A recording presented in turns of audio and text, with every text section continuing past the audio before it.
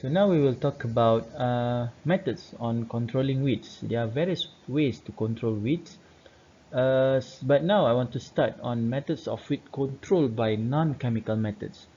Actually, no weed control method has ever been abandoned completely. Okay, new techniques have been added in large-scale agriculture, but old ones are still used effectively, especially in small-scale agriculture. There are various non-chemical methods used by farmers to control weeds. Some of them include heat, mulching, sound, light, and also some probably electric. I will discuss a little bit about heat and mulching in this video, and please refer to the textbook on details of the others. A little bit on heat method.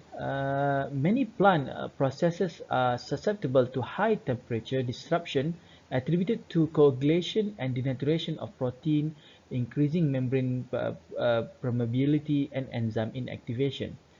Photosynthesis is decreased or stopped. Initial thermal disruption of cellular membranes is followed by dehydration.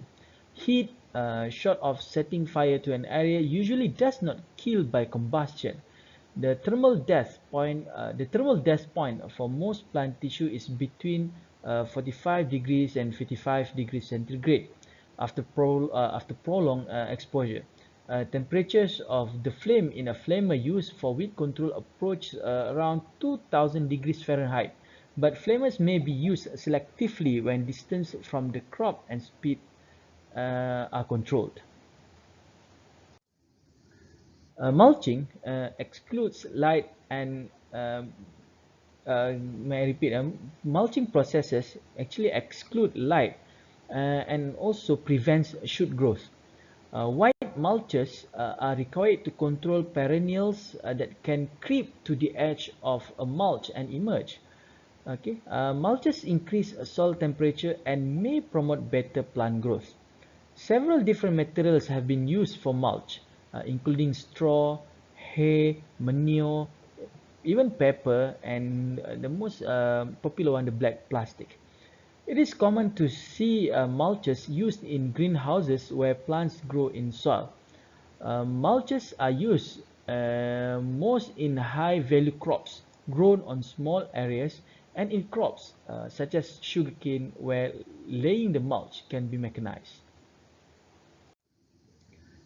Next is one of the non-chemical control is by using mechanical control. Okay, the mechanical weed control methods have a long history. They are actually a primary weed control method in many crops and in many of the world's developing countries. Although they have been used widely, they have not been studied extensively. Improvement of mechanical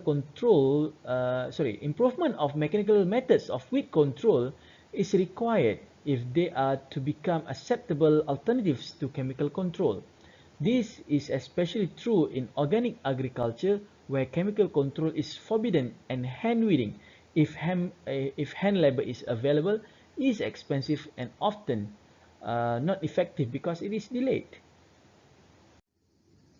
Here are some of the common mechanical controls used in agriculture. Again, please refer to the textbook for details explanation on hand pulling, hand hoeing, tillage, mowing, flooding, draining, or using salt water.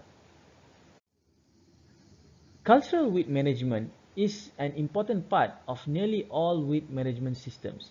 Even when it is not recognized, cultural weed management techniques are especially important in crops where other weed management options are limited or not available.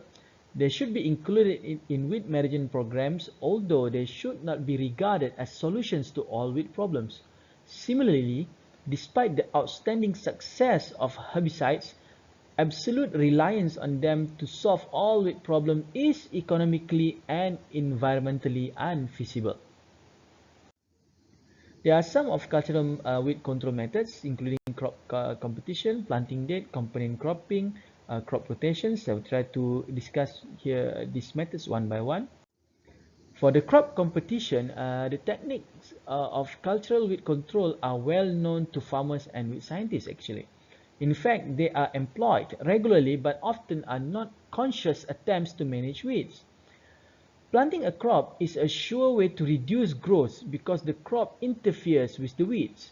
It is a fundamental method of weed management, but most often cultural weed control just happens rather than occurring as a planned addition to weed management programs. Methods of cultural weed management include conscious use of crop interference, use of cropping pattern, intercropping, soil amendments, and no or minimum tillage. Next is a planting date. The trend in crop production is early planting to optimize yield. Yield is increased because crops have a longer growing season and photosynthesize for more days. Early planting provides a competitive edge to adapted crop cultivars. Early season establishment of a crop, such as corn, provides an advantage compared to a warm season wheat, such as yellow nusage. Okay, probably this is a example for a temperate for the temperate climate. Okay, the competitive advantage could be due to the wheat's light requirement for growth and to shedding by the crop that emerge first. Okay, choice of planting date should be considered part of integrated weed management. What does this mean is we need to make sure that our crop grow first. Okay, our crop grow first before the weed can grow. So when our crop grow first, they will create a shade. And then when we have the shade, and then the weed cannot, it's very hard to emerge from the shading areas. That's what one of the theory. Next is a companion cropping. Cover crops or living mulches can be used as intercrops or companion plants to suppress weeds. Appropriate weed control practices for many farming systems must consider the need to maintain soil fertility and prevent erosion, and open row crops are uh, inimical to these needs. Combinations of a legume or UGC melon and sweet potato with corn showed that the companion crops or living mulches maintain corn yield, contributed to nitrogen supply, suppress weed growth, and reduce soil erosion. In Malaysia, cover cropping is widely used in oil palm plantation. So there are some of the these are some of the plants or legumes that have been used in oil palm plantation. This is Centrosema pubescens. This is Calopaganium mucunides, and this is Mucuna bracteata. So companion crop usually will be planted early during the early stage of the early years of the planting of the oil palm. So this area can be covered by this cover crop, so the weeds cannot grow into this in the open spaces. Another part of non-chemical control is crop rotations. Under cultural method is crop rotation. Crop rotation is done for economic, for market, and also agronomic reasons. Some weeds associate with certain crops more than with others. Barnyard grass and jungle rice are common in rice. Okay, wild oat is common in irrigated wheat and barley, but almost never occurs in rice. Nightshades are common in potatoes, tomatoes, and beans, and kochia and lamb's quarters are frequent in sugar beets. These associations occur because of similarity in crop and weed phenology, naturally occurring phenomena that recur periodically, such as flowering. Adaptation to cultural practices such as tillage, mowing, irrigation, similar growth habits such as time to mature or to reach full height, and perhaps of most importance, resistance or adaptation to imposed weed control methods. When one crop is grown in the same field for many years, such as in a monoculture system, some weeds, if they are present in the soil seed bank, will be favored, and their population will increase. Weed crop associations are not accidental and can be explained.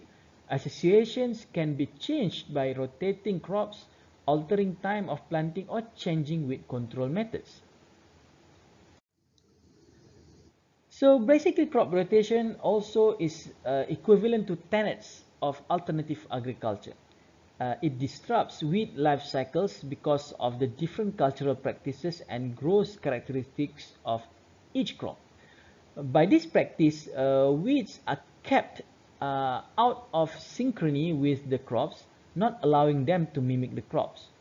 Cultural practices associated with different crops will cause a shift in weed species, and this is and allows the use of varietal mix and more competitive varieties.